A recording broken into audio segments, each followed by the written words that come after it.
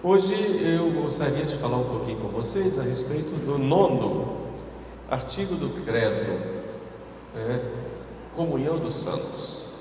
O que é isso, comunhão dos santos? Nós dizemos, eu creio na comunhão dos santos. Esse artigo do Credo, ele foi colocado como artigo, embora já era fé, a gente já vai ver lá, mesmo na igreja primitiva e nos Santos Padres, esta verdade, essa realidade, a comunhão dos santos, como artigo foi colocado no Credo por volta do século V, no Credo dos Apóstolos. Creio na comunhão dos santos. O que é comunhão dos santos? Quem é que pode fazer parte dessa comunhão? Quem não faz parte dessa comunhão? E como fazer para viver no dia a dia essa comunhão dos santos? E é sobre isso que nós vamos falar no catecismo de hoje, na nossa aula dominical de hoje, aqui na nossa igreja. O que é a comunhão dos santos?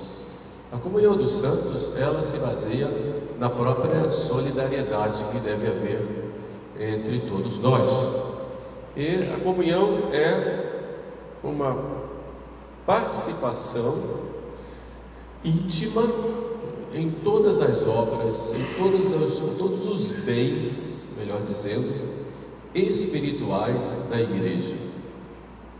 E esses bens espirituais, eles, porque nós somos membros de um corpo, os bens, eles não são só individualmente nossos, mas são bens de todo o corpo, são bens de toda a igreja. Eles são comuns a todos.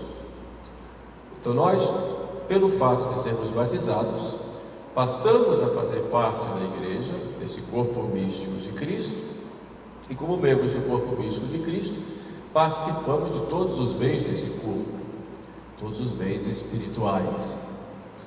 E como Jesus fala, eu sou a videira, vós sois os ramos.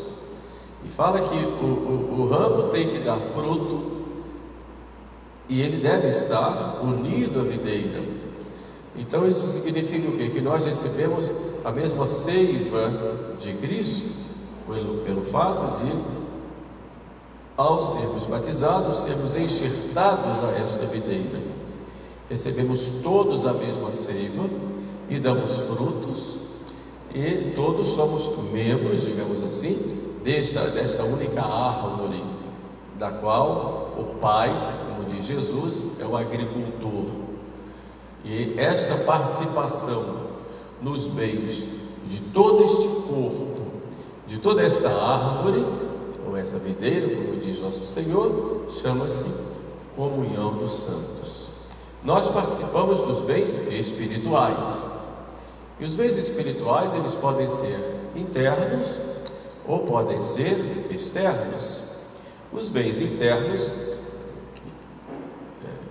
do qual nós participamos, eles são a graça que vem a nós, a graça que vem pelos sacramentos, as virtudes, a fé, a esperança, a caridade, os merecimentos de nosso Senhor Jesus Cristo, os merecimentos de Nossa Senhora e de todos os santos, todos os merecimentos de todos os cristãos, em todos os tempos, em todos os lugares, não só hoje, como desde o início da igreja até agora. Tudo isso faz parte de um grande depósito e que contém todos esses bens. E pelo fato de nós sermos ligados, unidos à árvore, ou membros desse corpo de Cristo, todos nós participamos de todos esses bens.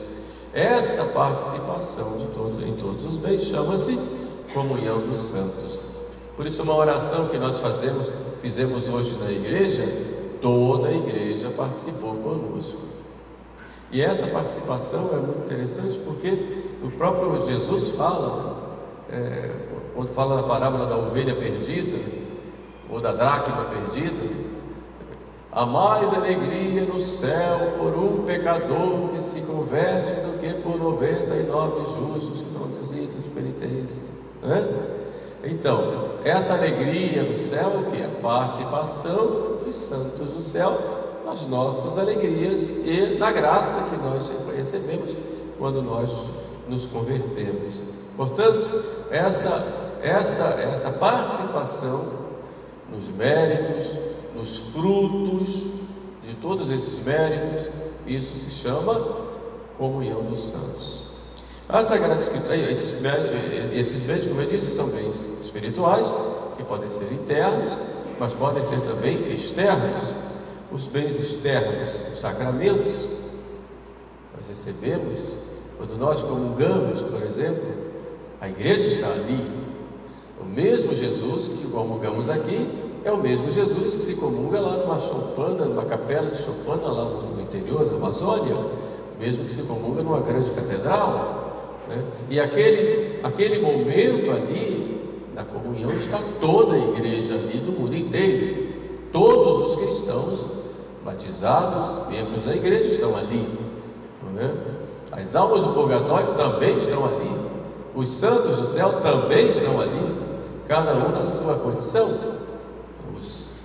Isso se chama comunhão dos santos, participação desses bens espirituais externos, na recepção dos sacramentos, nas orações públicas que nós fazemos, na reza do breviário, nas devoções que nós temos, bênção do Santíssimo, procissões, novenas que nós fazemos, adoração ao Santíssimo da qual nós participamos, enfim, todos os bens espirituais internos ou externos, tudo isso pertence a todo mundo. Entenderam? Então, isso é comunhão dos santos. E quem é que recebe isso aí? Né? Bom, a fundamentação, eu já falei, Jesus falando lá na parábola da ovelha, mas São Paulo nos fala em vários momentos sobre isso, né? Primeiro ele diz: orai uns pelos outros. Isso não seria possível se não houvesse a comunhão dos santos. Orem por mim. Isso não é possível com a comunhão dos santos. Até pelos pecadores, orem. Só é possível pela comunhão dos santos. Depois ele que usa essa imagem do corpo, né? Cada um é membro do corpo, que é Cristo. E como membro do corpo, um não é maior do que o outro, não pode dizer que não precisa do outro. E ele usa a expressão: a mão não pode dizer para o pé, eu não preciso de ti. O ouvido não pode dizer para o dedo, eu não preciso de ti. Nós precisamos uns dos outros e somos solidários uns com os outros, porque somos membros todos de um corpo só, cada um na sua função, na sua missão, no seu ofício. Mas quando um membro é louvado, todo o corpo é louvado.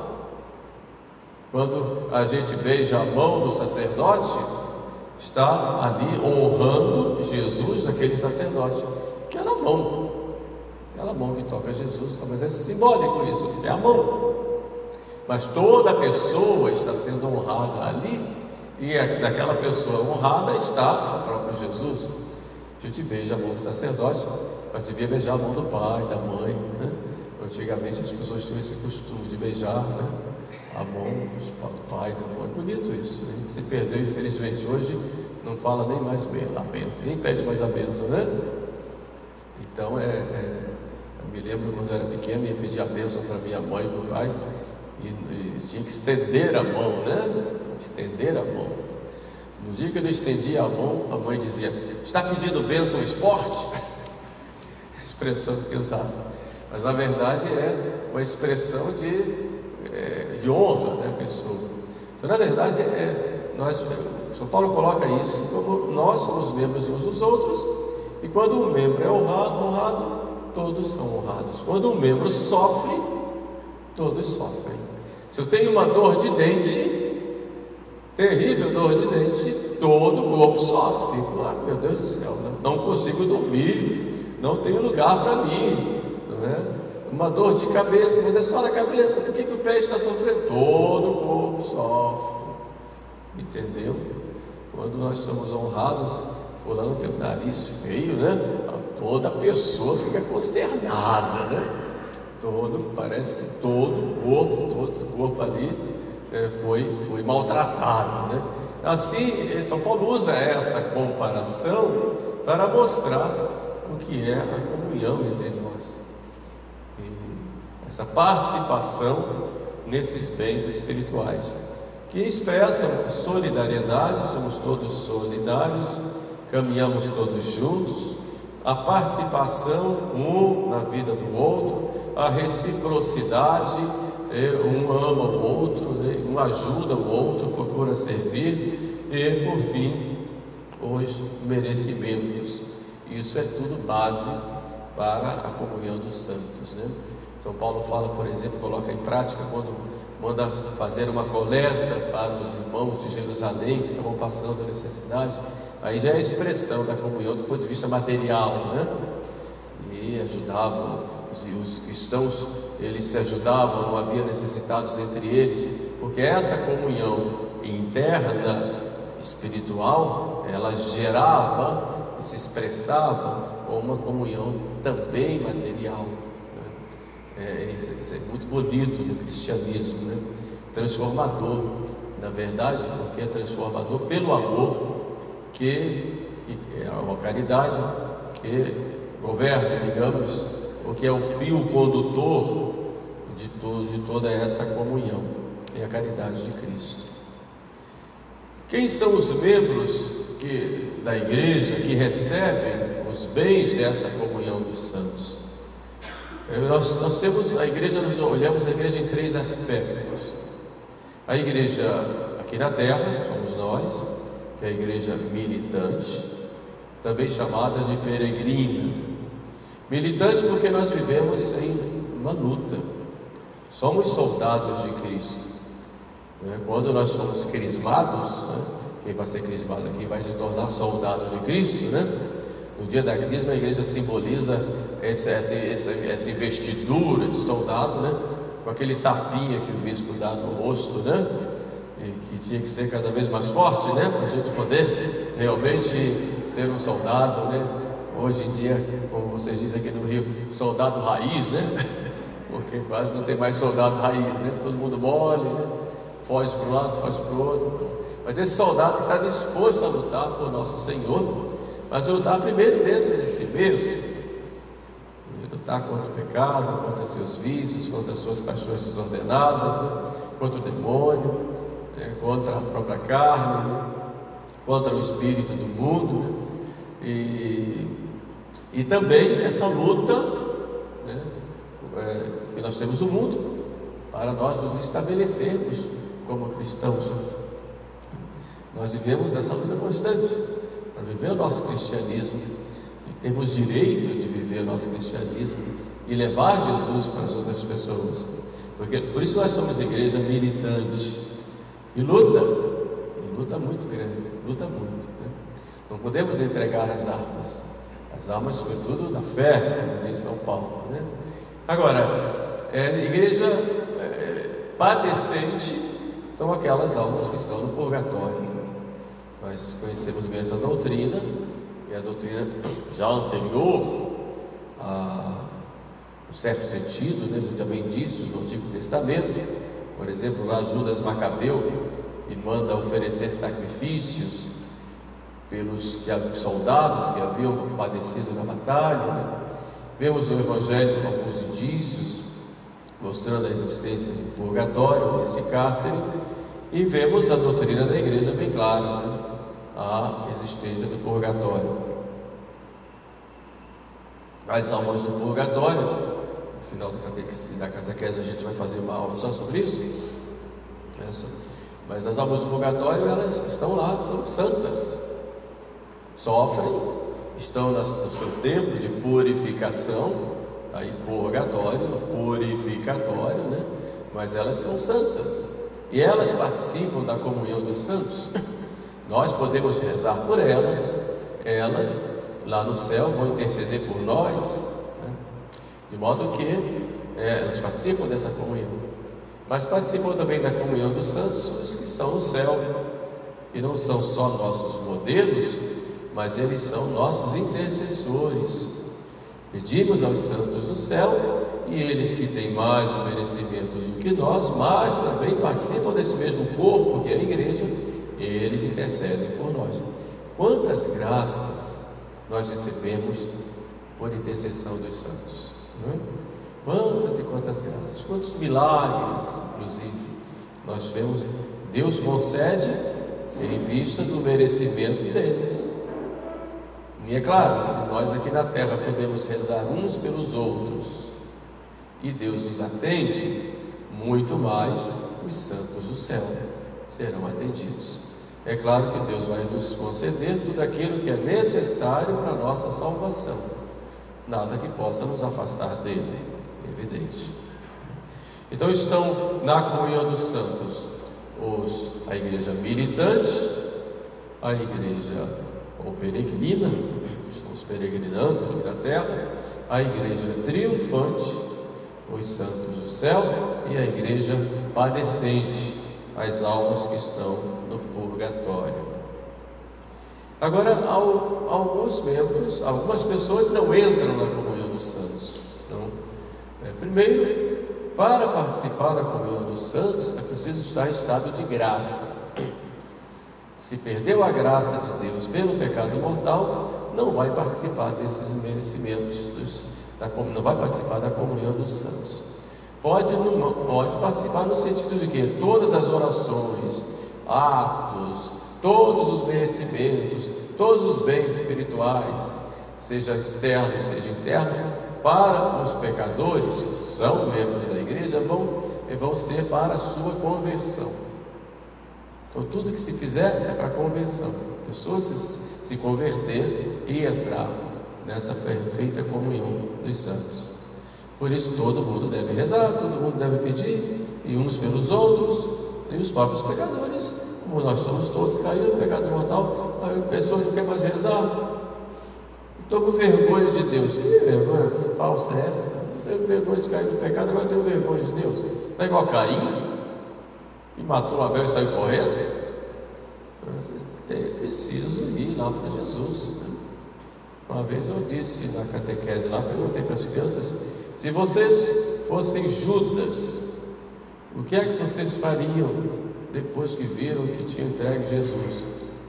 Vocês iam se enforcar também? E o menininho esperto disse: eu iria lá me pendurar no pescoço de Jesus e não ia largar enquanto ele não perdoasse.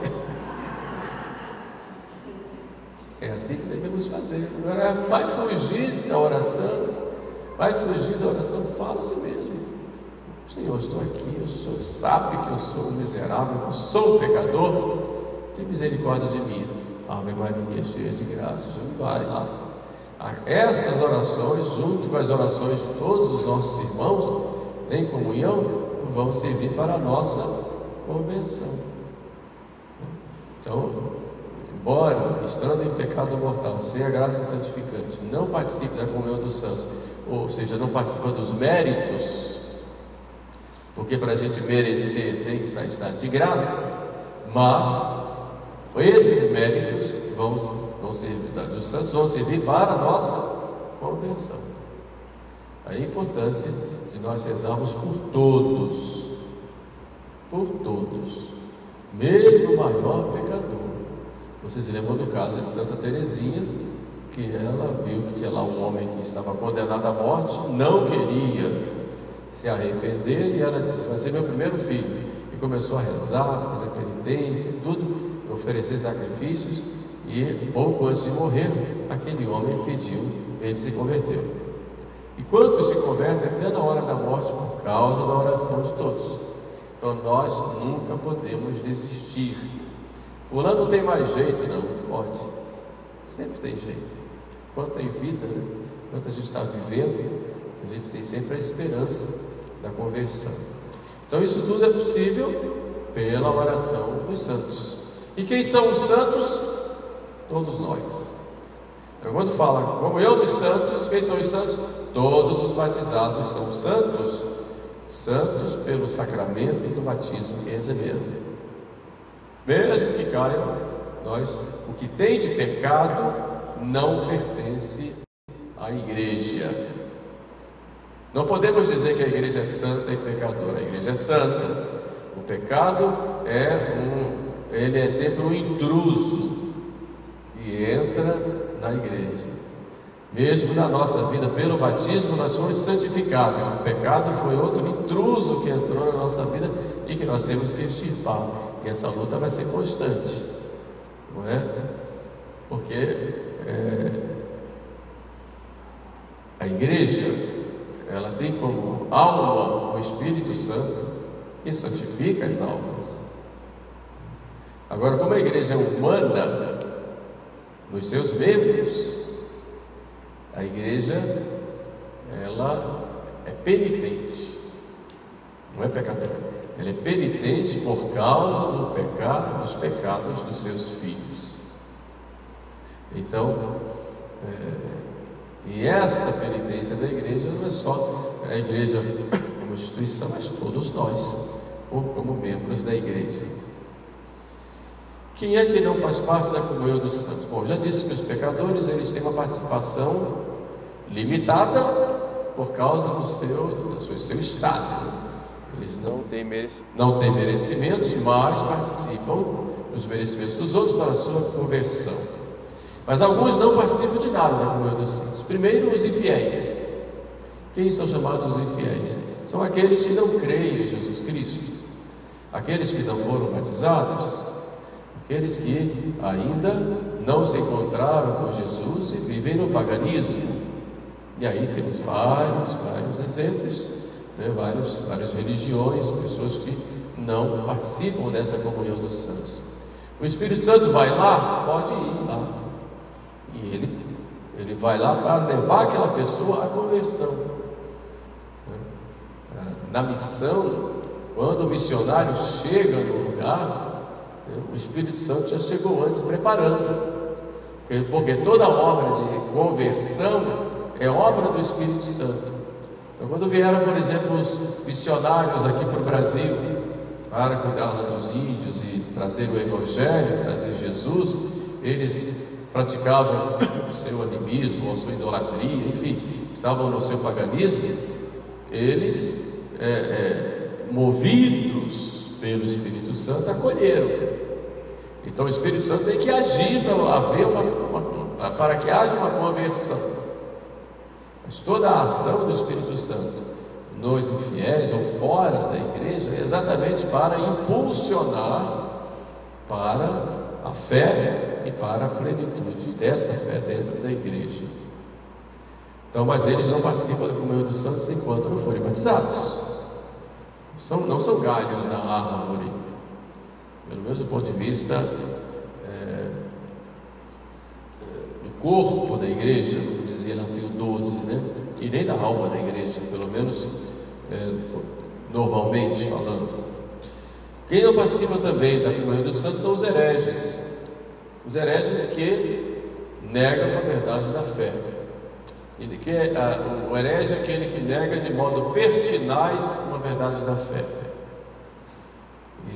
Por quê? Porque tem que ser herege formal. Existe o herege material, aquele que fala uma heresia ou professa uma heresia, mas não sabe que é heresia. Mas o herege formal é aquele pertinaz, ou seja, aquele que depois de confessar, mostrar, depois da igreja dizer isso aqui é heresia e mostrar, provar para ele, e ele mesmo assim, com pertinácia, ele nega aquela verdade da fé, ele caiu na heresia. Se é católico, foi excomungado pelo próprio ato de professar pertinazmente uma heresia. É claro que ele não vai participar da comunhão dos santos. Aqueles que estão fora da igreja, embora sejam cristãos, mas não professam a fé católica, podem receber algum bem do Espírito Santo para impulsioná-los à fé católica. Podem receber esse bem exatamente para isso, para impulsioná-los à plenitude da fé que é da igreja católica. Tem aí todos os meios de salvação que é a igreja de Jesus Cristo. Os cismáticos estão também separados da igreja, os protestantes, os cismáticos, eles também não participam dessa comunhão dos santos, a não ser como são batizados, recebendo da igreja e daquilo que a igreja dá, esse impulso e essa graça para a sua conversão, para entrarem na igreja, né? Na igreja de Nosso Senhor. Podemos dizer a mesma coisa dos apóstatas, aqueles que apostataram da fé, também não participam da comunhão dos santos, a não ser para que se convertam, se eles são católicos. Então esses são os que podem, na verdade, né, embora recebam a comunhão dos santos de modo pleno, aquele que está em estado de graça, que é membro da igreja, o Espírito Santo, ele é livre, sopra onde quer. Então ele pode, através desses merecimentos da igreja, impulsionar outros, não para deixá-los no erro, mas para que eles venham para a igreja e se convertam e participem da plenitude desse corpo místico de Cristo, que é da igreja. Por isso nós temos que rezar uns pelos outros. A comunhão dos santos, ela tem um duplo aspecto. Primeiro, a comunhão entre nós, os fiéis entre si. Essa comunhão se dá quando nós nos procuramos ajudar uns aos outros com as orações e com as boas obras, com os sacrifícios. Nós podemos muito ajudar-nos mutuamente com as orações e sacrifícios, pegando os nossos merecimentos e oferecendo a Nosso Senhor. Nossa Senhora em Fátima, ela fala sobre isso, né? Muitos pecadores vão para o inferno por falta de quem reze ou faça penitência ou sacrifícios por eles. Portanto, muitos podem se salvar por causa dos nossos sacrifícios e das nossas orações. É claro que essa causa é sempre o Espírito Santo que faz, pelos merecimentos de Nosso Senhor, mas como nós participamos dos merecimentos de Nosso Senhor, eu posso muito bem fazer um jejum, fazer uma abstinência de alguma coisa que eu gosto, oferecer uma doença, oferecer uma dor em prol de um pecador para que ele se converta. Isso eu posso fazer. E é muito bom que nós aprendamos a fazer isso. Isso mostra o nosso amor ao Nosso Senhor e nosso amor também às almas. Podemos nos ajudar uns aos outros. Hoje está se propagando uma coisa muito importante e necessária na igreja, que são as almas vítimas. O que são as almas vítimas? São algumas almas, algumas pessoas, e Deus suscita na igreja para viverem esse caráter de vítima de Jesus, como é Jesus, vítima do sacrifício, que una seus sofrimentos, suas dores, e são muitas. Há pessoas que, por exemplo, vivem como alma vítima o tempo todo, seja por uma doença que não cura ou não melhora, e por algo sacrifício pela qual a pessoa está passando, seja uma grande dificuldade, seja humilhações sofridas em sua família, enfim, tem gente que constantemente acaba um sofrimento, vem outro, acaba um, vem outro, até o fim da vida. São almas vítimas. E a pessoa de oração, a pessoa de sacramentos, a pessoa que procura viver uma vida santa, Deus escolhe essas pessoas como almas vítimas para se unirem a Ele em sacrifício. No sacrifício do Calvário, renovado no altar, e essa pessoa oferece, e com alegria, e com um sorriso nos lábios, oferece ao Senhor pela salvação do mundo. O mundo ainda está do jeito que está, ainda se sustenta por causa dessas almas vítimas que estão escondidas e que ninguém sabe quem são, que ainda com as suas orações, seus sacrifícios e muito grandes, se oferecem constantemente ao Pai, unido ao sofrimento de Cristo em cada sacrifício do altar, em cada Eucaristia. E é muito importante isso. Isso tudo só é possível pela comunhão dos santos. Entenderam? E Deus vai suscitando aí. Havia no passado uma espécie de confraria, não digo confraria como a gente entende hoje, mas de movimento, né? De almas vítimas, que cuidavam exatamente no seu silêncio, no seu sofrimento, de se oferecer. A gente tem exemplos, isso aqui no Rio de Janeiro, a gente vê que no passado, hoje também ainda existe isso, ainda existem pessoas que se oferecem. Então é muito importante, isso tudo só é possível pela comunhão dos santos. Por que não oferecer essa dor, né, pelo sacerdote, por um filho que precisa se converter, pela esposa, pelo esposo? Por que não oferecer os sacrifícios? Isso só é possível pela comunhão dos santos. Porque você vai dar uma esmola e não pode dar essa esmola pegando aquele merecimento, ao invés de ficar para você, você dá para uma pessoa, pela conversão de uma pessoa, por exemplo. Sabe? Então tudo isso é possível, nós somos membros de um corpo só.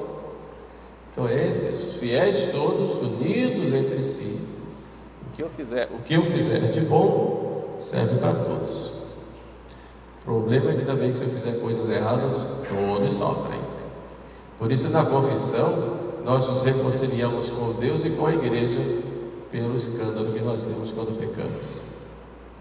Mas quando fazemos bem a toda a igreja.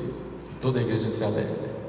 Mas essa comunhão dos santos, como eu disse, também se refere às outras igrejas, aqui entre aspas, ou a outras partes da igreja, como alguns falam, que estão no purgatório e também no céu. Há uma comunhão entre todos nós. E se nós nos ajudamos mutuamente, oferecemos nossos sacrifícios mutuamente. Se eu peço para celebrar uma Santa Missa e dou lá uma espórtula para aquela missa, aquele sacrifício ali, meu, que é meu merecimento, eu ofereci para a alma do purgatório. Entenderam? Se eu faço um jejum, ou dou uma esmola, ou suporto uma dor, aquele merecimento eu posso oferecer em sufrágio das almas do purgatório. Isso é por causa da comunhão que há.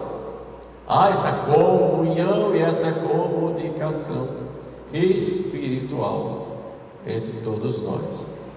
Como posso também fazer com os santos do céu, pedir, implorar e imitar, e eles intercedem por nós. Aquelas alminhas do purgatório, pelas quais nós rezamos, fazemos sufrágios, com nossas orações e ações, elas, quando forem para o céu, também vão interceder por nós. São Jesus fala: com a mesma medida que medirdes, sereis medidos. Então, se tem uma medida larga, você largamente medido, né? Por Deus nosso Senhor. Tudo aquilo que eu fizer ao menor dos meus irmãos, eu faço a Jesus. E Jesus é sempre o mesmo, o único, o Deus de sempre. Então essa é a verdade que está contida no credo, a comunhão dos santos. Isso nos alegra muito e nos coloca muito esse senso de família. E é muito bonito isso, porque nós católicos somos uma família. Somos diversos, cada um tem o seu jeito, cada um tem o seu estilo, cada um tem a sua cultura. Nós aqui somos do Rio de Janeiro, vou à missa lá em São Paulo, a missa lá no Amazonas, lá na África, na Ásia. Todos somos diferentes do ponto de vista cultural, muitas vezes do ponto de vista físico, né? Mas todos temos a mesma fé, o mesmo Senhor, o mesmo batismo, participamos todos da mesma comunhão. Isso é a riqueza da igreja. Nós temos vários ritos na igreja, mas somos a mesma igreja. A igreja, ela tem uma unidade de fé, unidade de culto e unidade de governo, ou regime, como alguns dizem, mas essa unidade não significa uniformidade. Não somos uniformes, não somos soldadinhos de chumbo, né? Somos todos diferentes. É nessa diversidade, dentro da mesma fé, o mesmo Espírito, o Espírito Santo que nos guia. Isso é que mostra a riqueza da igreja. São Paulo fala sobre isso. São todos profetas? Não. São todos apóstolos? Não. Mas todos somos membros. O Espírito Santo tem seus carismas, espalha para todos, cada um de um jeito. Mesmo dentro da igreja, tantos movimentos, tantas congregações religiosas, tantas associações religiosas, associações de fiéis criadas. O Espírito Santo vai suscitando na igreja, e isso é bonito. Faz parte da riqueza da igreja. A história da igreja é riquíssima nisto. A gente vê, por exemplo, o São João Bosco, vendo lá os meninos nas ruas de Turim. Estávamos lá na época da Revolução Industrial, né? O povo saindo todo do campo, indo para a cidade, e na cidade morando nos mocambos, né? Nos lugares das periferias, sem ter trabalho, né? Muita criança na rua, muitos jovens perdendo. E o que foi que Deus fez para socorrer aquele povo? Suscita João Bosco, o padre João, que tinha toda a característica de alguém que precisava naquele momento, dá o carisma para ele, e ele começa lá do jeito dele, muitas vezes lúdico, muito sério, mas firme e muito acolhedor. Ele falava lá dessa acolhida de amor, e quantos jovens se salvaram. Muitos se tornaram até ajudantes dele, alguns se tornaram até sacerdotes, né? Pelos oratórios de João Bosco, oratórios de São Francisco de Sales, por isso se chamavam salesianos, né? E por que isso? O Espírito Santo suscitou ali, havendo uma necessidade naquele lugar.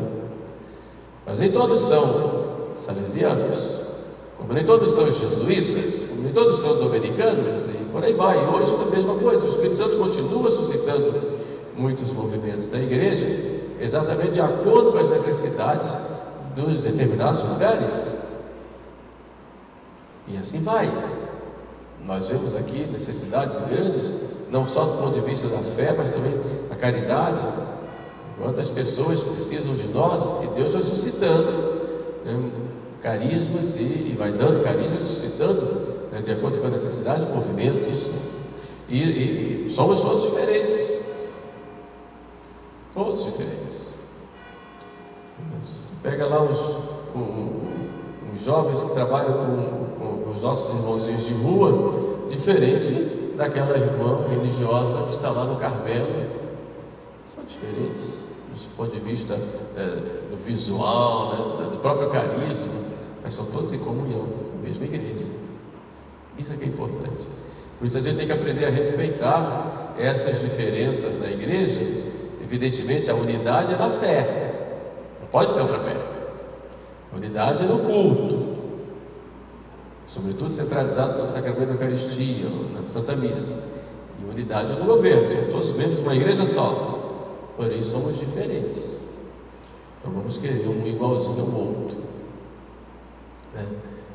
Mas é assim que age o Espírito Santo na igreja. E essa comunhão, né, que há entre nós, que é a comunhão espiritual, deve nos levar a essa comunhão, do ponto de vista externo, também entre todos nós, pela oração, pelo respeito, mas sempre conservando a mesma fé. O que conduz toda essa comunhão, como eu disse, é a caridade. Então, Santo Agostinho tem lá aquela frase famosa, né? Das coisas principais, unidade. Unidade de fé, de governo, e unidade de culto. Coisas principais. Nas coisas duvidosas, liberdade. Se é duvidoso, isso aqui não foi definido, tá bom, eu respeito. Mas em tudo, diz Santo Agostinho, caridade.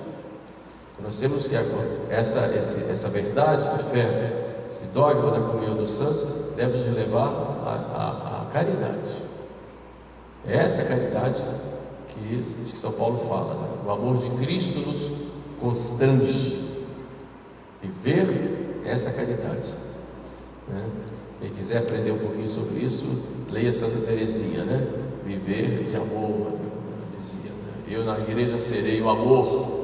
Muito bonito isso em Santa Teresinha. Mas isso é a expressão, evidentemente, desta comunhão que há entre todos nós. Então, fica aí, né, esse artigo do credo.